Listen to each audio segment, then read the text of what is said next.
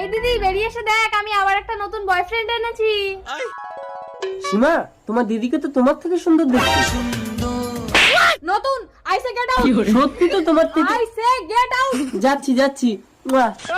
Seema, don't touch me. তুই আমাকে মারলি বোন। ছোটবেলায় বাবা মা মরে যাওয়ার পর আমি তোকে কোলে করে মানুষ করেছি। ও, ওই জন্য যত ছেলে লাইন করে আনি তুই তো রূপ দেখিয়ে তাদের পটিয়ে নিস। কি বলিস বোন? তুই আমার সীমা হলে আমি তোর রেখা। ঠিক আছে, তাহলে আজ থেকে তুই আমার জন্য সারা মুখে কালি মেখে কাবার কুৎসিত ছেলে থাকবি।